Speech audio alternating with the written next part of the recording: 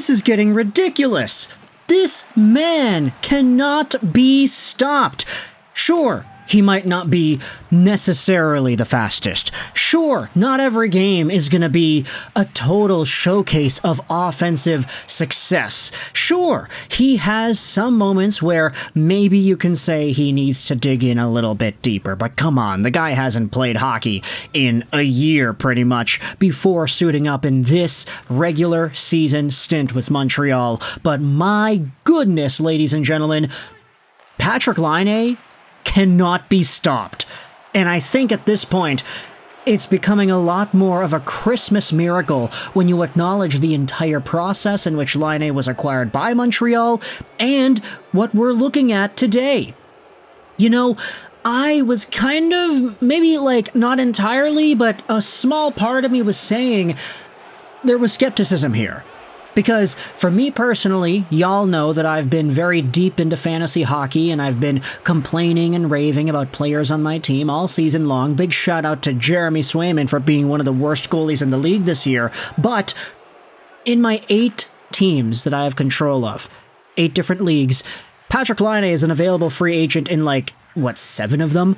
It's kind of bad. There are a lot of people that are sleeping on Laine, but he is still a free agent, and I was like, he's starting to produce, and he had a hat trick. Do I pick him up now? And I was like, okay, maybe there's a little bit of reason to believe that some other players would be a little bit more, let's just say, beneficial, if you really wanted to go with that. Because Patrik Laine, he gets a lot of shots, he gets goals, he scores power play goals, which adds on to power play points.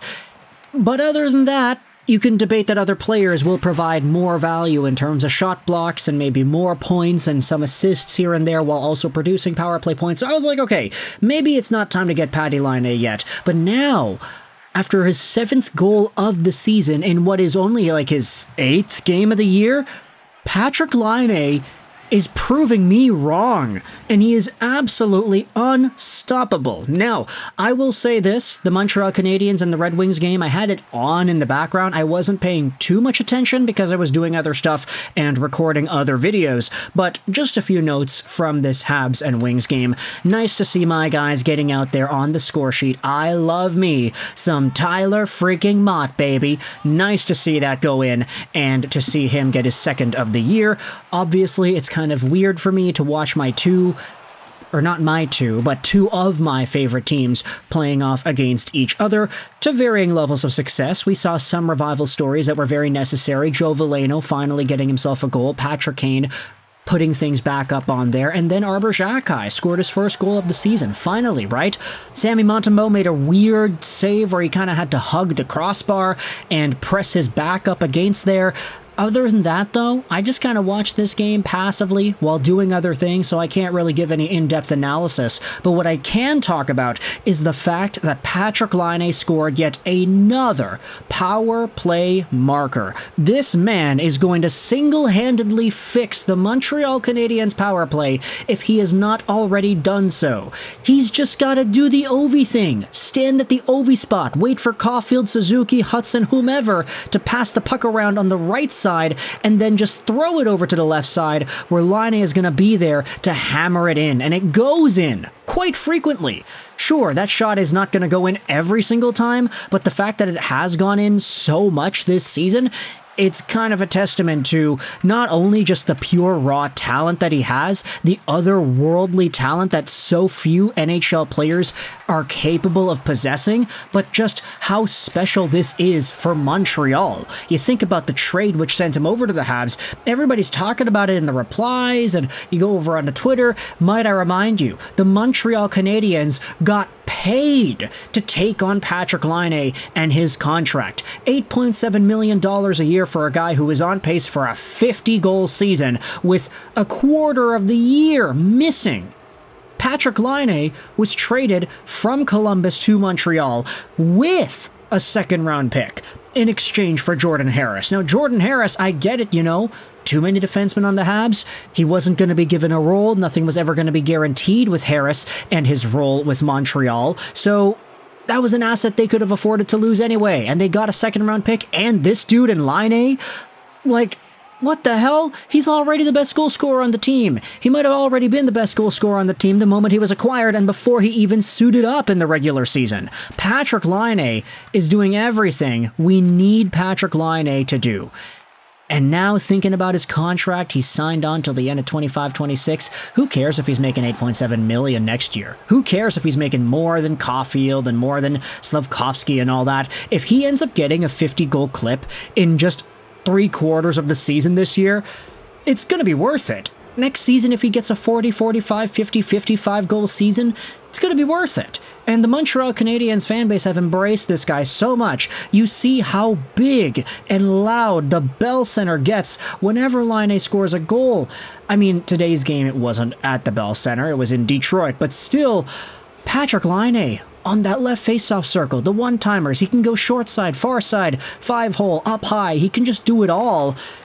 And at this point, Laine has gotten his swagger back, and nothing really can go out there and hold him back. Unless, you know, Montreal decides to totally crap the bed on their power play structure and they move things around. This also plays very well for Lane Hutson because today's Laine goal saw Hutson get his 22nd assist of the year, so good enough for 23 points on the year because, of course, he only has 1 goal in total. Patty Laine, man, I don't even think I can come up with anything new to talk about. It's just, hey, he is so good. This is the guy that the Winnipeg Jets drafted 2nd overall. This was the guy for at some points throughout the 2015-16 season, people debated whether or not he could have gone 1st overall over Auston Matthews. Now, I get it, that's a very ridiculous idea to bring up nowadays, considering how good Matthews is and just his level of talent, but back in 2015-16, you gotta remember, we were coming off of a World Junior stint where these 17-year-old dudes in Laine, Puljujarvi, and Juolevi were all best players of the tournament material. They were all fantastic, and Laine was one of the top goal scorers in the tourney that year at only 17. It's why that debate even existed. Hey, could this Laine guy go 1st overall over Matthews? It's debatable because Matthews is playing in Switzerland and he doesn't necessarily have like extreme point per game production over there because it was the top Swiss league and, you know, it's a league for men and he was 17 years old. So it was very difficult to see the transaction of how these 2016 picks would continue going on, especially considering over the years so many of them have gotten moved. Laine moved, Dubois moved, Puljujarvi moved, Tkachuk moved, Juolevi moved. All these guys got moved. And it's only Auston Matthews that really stuck around. Matthews and Clayton Keller, although I'm not going to say that Keller moved because Arizona to Utah, I mean, it's the same organization pretty much. But Patty Laine, oh boy, what else is there to say about this dude? I wanted to make this video just to go out there and gush about him because of these numbers, because of the miracle trade that sent him over to Montreal in the first place.